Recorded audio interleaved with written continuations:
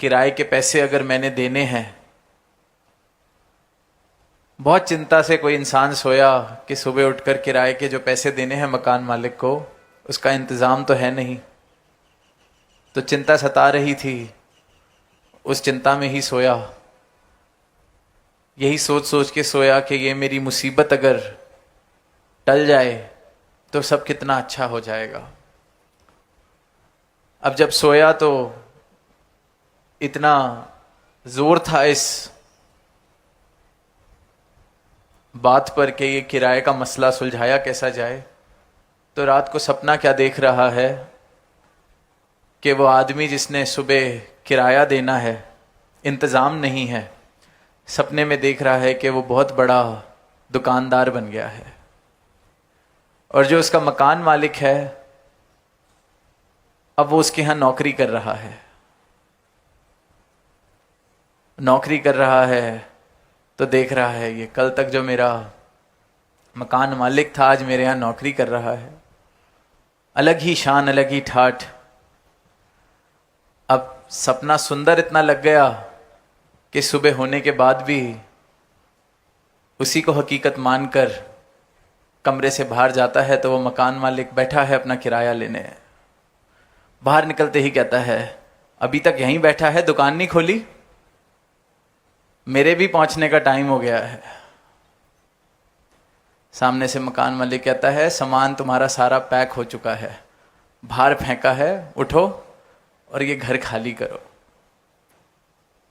सपना जितना भी सुंदर हो जाए हकीकत नहीं बदल सकती। सपने में एक दुकान खोल लें, 10 दुकान खोल लें, 200 दुकान खोल लें, जो हकीकत में अगर किसी की भरपाई करनी है, पैसा देना है, माया देनी है, वो देनी पड़ेगी। मेरी सपने की 200 दुकानें किसी के किराए को पूरा नहीं कर सकती, किसी की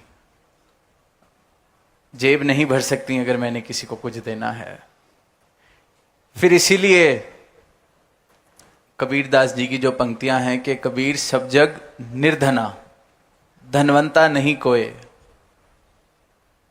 कि ये सारा का सारा जो जग है निर्धना है, निर्धन है, किसी के पास हाथ पल्ले कुछ नहीं, सबके सब कंगाल हैं। बड़े से बड़े महलों में भी अगर तुम्हें रहते हुए दिख रहे हैं तो कंगाल है सब कुछ।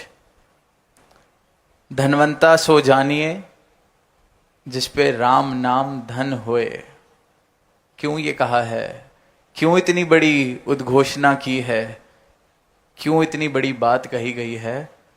क्योंकि ये जो महल माड़ियां बना रखी हैं, जिसको मैं धन समझ रहा हूं, ये सब इस स्वप्न का धन है। ये एक सपना है जिसको हम सच मानकर जी रहे हैं। किसी का 60 वर्ष का, किसी का 80 वर्ष का, किसी का 100 वर्ष का, किसी का 30 वर्ष का। ये संसार एक स्वप्न है। इस संसार की माया जितनी भी मैं इकट्ठी कर लूं, उसको इकट्ठा करने से मैं धनवान नहीं हो जाता, क्योंकि जब ये स्वप्न खत्म होगा तो इस माया ने मेरे किसी भी किराए को नहीं चुकाना। मेरी आत्मा का कल्याण इस माया ने नहीं करना। आत्मा मेरी धनवान तब होगी जब ये राम नाम धन, ये सत्य मेरे जीवन में आएगा। इसलिए कहा सब जग निर्धना। ये जितना लेके बैठे हैं अपने पास, कबीरदास जी कह रहे हैं ये निर्धन है। अगर ये बात नहीं समझ आई कि इस धन का उपयोग सिर्फ इस संसार की यात्रा में है, बिल्कुल है, संसार बना है, संसार में एक सुंदर जीवन जीना है, जीविका चलानी है, तो ये सांसारिक उपलब्धियों का, सांसारिक वस्तुओं का, धन का पूरा पूरा उपयोग है। संसार की नजर से बेशक कोई धनवान हो सकता है,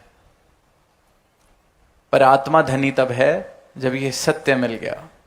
और संतों को इस बात का फर्क पता चल जाता है कि जो संसार का खेल चल रहा है, जो स्वप्न चल रहा है, इसकी सजावट के लिए, इसको और सुंदर बनाने के लिए ये जो संसारिक सुख हैं, संसारिक वस्तुएं हैं, धन दौलत है, घर है, रिश्ते नाते हैं, महल माड़ियां हैं, गाड़ियां हैं।